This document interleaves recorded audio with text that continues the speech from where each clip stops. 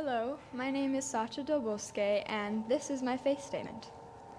There's something I do, and I have never told anyone this before. I believe the reason I never shared this is because I felt it was slightly cheesy and awfully strange. When I'm feeling down, I look around the room, and wherever I am, in my head, I say, I love you to every single person. I often don't know who they are, and I may not know their name. They are probably not even someone I would be friends with, and we could even be polar opposites. None of that matters.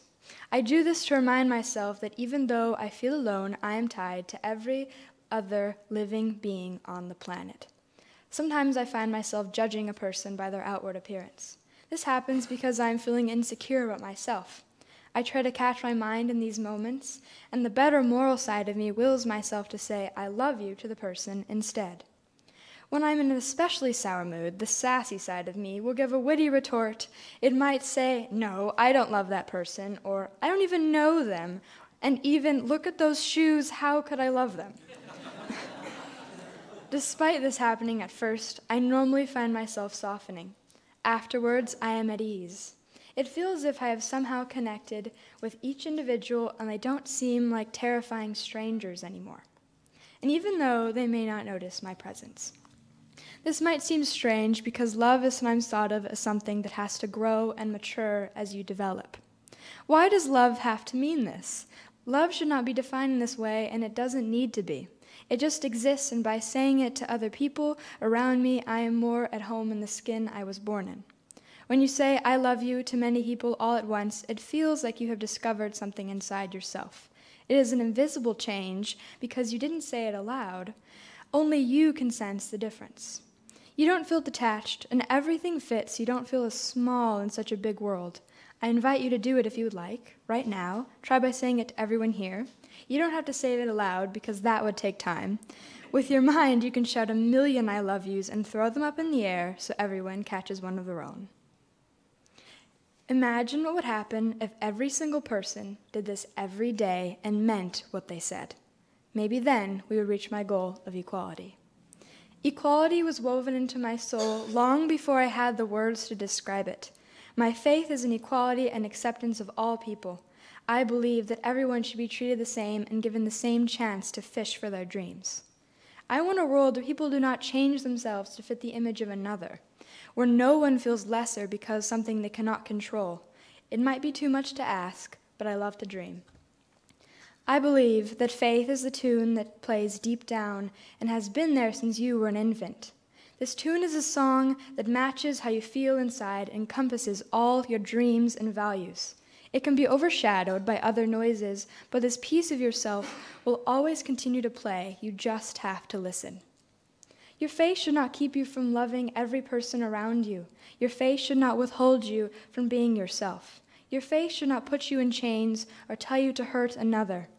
Faith is unique to every person. Your faith is the beliefs that run so deep and with so much power they are felt even after you are dead and gone.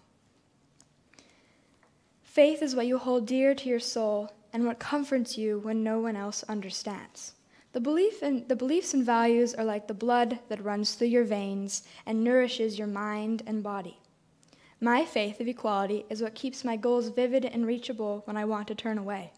It reminds me that I am made of flesh and blood that will vanish, so I must make the best of the time I've got. I was born with my faith, and I intend to hold it dear until my hands become withered and my eyes can no longer see. Even past that time, when I have joined the stardust that created our planet once again, I will still have my faith in acceptance and equality for all held dear.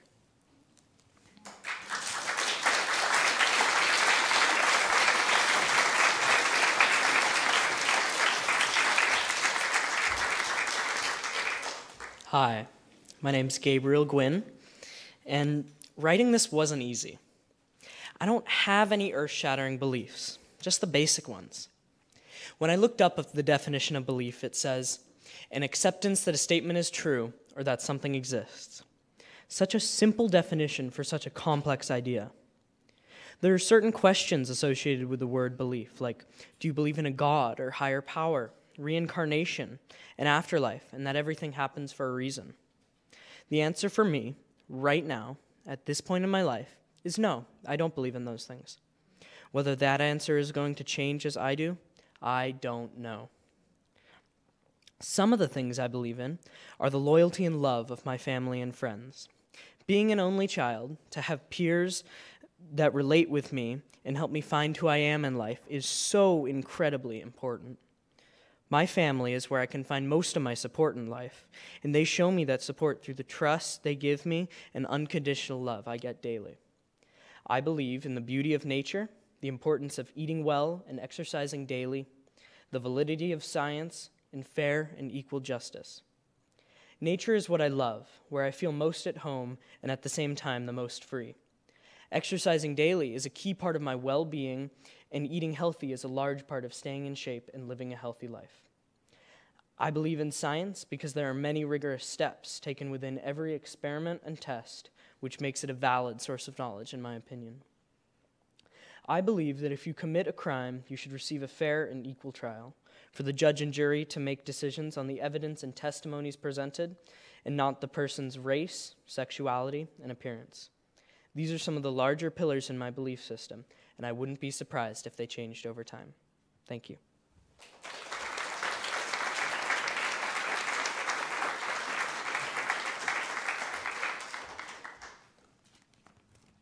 Hi, my name is Lily. I have never been a highly religious person. I don't believe in God, but I do believe in a higher power, something bigger than me. For a long time, I did not know what that thing was. Where could I find it? I knew friends who had a higher power, so I would ask them, how can I find it? Where can I find it? But I got the same answer every time, of a higher power is something you have to find yourself. I was confused. Why couldn't anybody help me? How hard can it be to find a higher power? And that conversation I had with myself went on for around 2 years, and not until recently did I find my higher power. We were on the COA camping trip, and it was the time where we had to spend 6 hours by ourselves. And although 6 hours may not seem like a long time, for teenagers it feels like an eternity. So I was sitting there writing a story about my life and eating my peanut butter and jelly sandwich when I noticed all the squirrels sitting around me watching me. I decided to feed them, and I had my 2 favorites, Richard and Annalise. They started to get closer to me, so I decided to stop feeding them. I put my sandwich on my leg, and I began writing again. I looked up a few minutes later, and Richard was sitting on my leg eating my sandwich. I repeat, he was on my leg eating my sandwich. I started to panic, but before I did anything, I realized that there was a wild animal sitting on my leg. A squirrel, of all things. And then it hit me. Nature is my higher power. Nature is where I feel most at home. Nature is where I feel calm, and I can ask myself questions I'm not comfortable asking myself when I'm in a large room. Where I don't see cars and freeways and big buildings, I'm so happy. And that's amazing for me. I had finally found my higher power. And a higher power isn't something that has to stay the same my whole life. I'm not stuck with the same thing all of my life. My higher power can change next year, and it can change tomorrow, and that's okay. Thank you.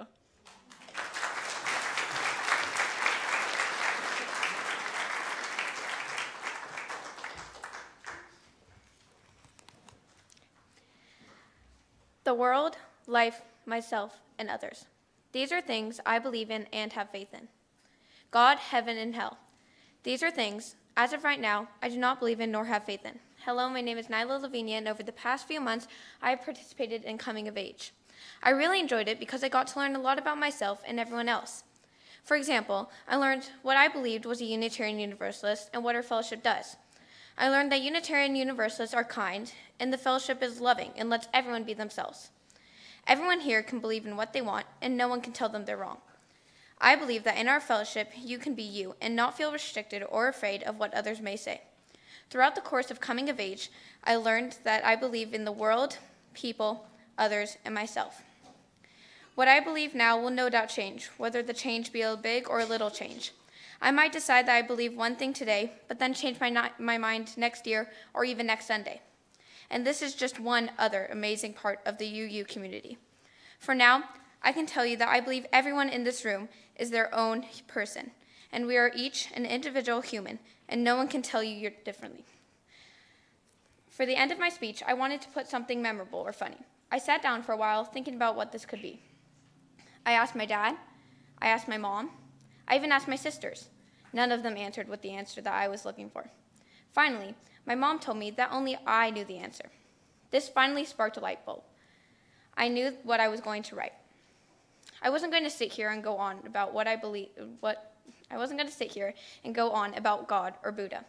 I wasn't going to sit here and tell you what I believe, if I believe in the Bible or if I believe in the Quran. Instead, I decided to ask a question.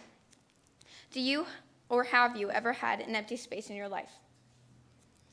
Have you ever had a spot in your life and you just don't know what it is or what to call it? This is where I believe people put God. It could be the spot where you ask, what is life? Or why are we here? Or why were we created? Or even how? This empty spot is where I believe people put God or Jesus, Buddha or Mother Nature. Everyone in this room has something different they believe. Look around. No one here is the same. No one here believes the same thing you believe. No one here can tell you what to believe. No one here can tell you that you're wrong to believe in what you believe in. No one person here is right or wrong. What you believe may change, and that's okay. Once more, look around. No one here is the same, and yet we are all together. Overall, coming of age has helped me get to know myself and has helped me expand on my beliefs and faiths.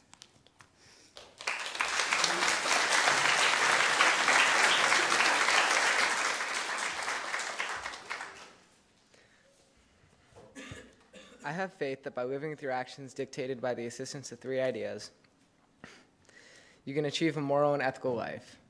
The idea of moral and ethical guidelines that dictate the ideal way to live one's life was inspired by the 7 UU principles, but including different ideas along with those. I believe that they can be improved by adding 3 ideas in addition. These don't describe how you can live, because you can live any way you'd like to, but rather how to enjoy living while you are living. The first and arguably most important is to live a life without prejudice. This is a completely impossible and unobtainable goal, but it's a goal nonetheless. And this would allow an impossible amount of openness to new ideas and information. And if one was to live like this, it would allow you to listen to anything said by anyone, without any prejudged ideas of what may be said.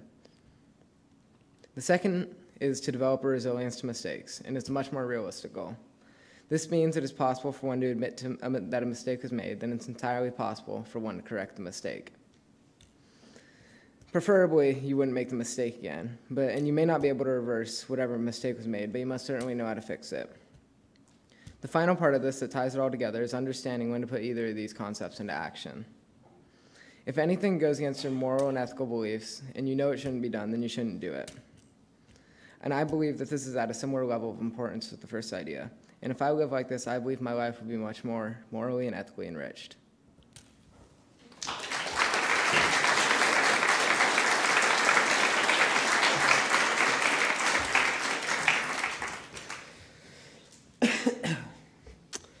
I am not much of a believer. I do not believe in God, the afterlife, or creation. I do not believe that Jesus was resurrected or that Muhammad or Moses saw God. I do not believe in many spiritual practices and beliefs as a whole. However, I do believe in the messages that they tell. For example, I read stories from the Bible like any other stories. I look for the metaphors and messages lined in between them. Just because I do not believe in them does not mean I should simply dismiss them, because to so many people, these stories mean something. These words mean something, and they're so much more than just stories and folklore, and maybe I just don't quite get it. But that's no excuse for me to ignore them. Religion is simultaneously the world's saving grace and destroyer. All these wars fought over difference of religion and morals, and yet with the use of religion, we can all heal. Some of the world's most consequential events have been caused by religion, like the Holocaust or the Crusades. And when religion is manipulated, we can become desperate because of our fueled desperation to survive, to the point that we start to resent those who do not believe in what we believe, because it is easy to assume that they just don't want us to live. Because they don't believe in what I believe, they must be wrong, or they must want to hurt us. But religion is a lot like the difference between truth and lies. We can use religion to hide behind a layer of deceit, but that is not to say that it is bad. Rather the contrary, because we can use religion to all find our individual truths. And what if we're all wrong? What if there is something unimaginable to any one of us, far beyond any of our comprehension? There's a quote from an Icelandic proverb that I wanted to bring up that goes as follows: Klaus sem fjanden har heferd han sina, which translates to, a wise man changes his mind, a fool never does. In this world, people are held to former beliefs and pinned to them, but being open to other ideas or even incorporating them into your daily life is a much healthier way to live for not just yourself, but everyone. Because I believe that we are either all right or all wrong. And if we're wrong, we don't want to be remembered as the people who were hurtful and hateful, because history will hold us accountable. So let's be remembered as the people who did something, who stood up for each other, and be kind and caring to everyone. Thank you.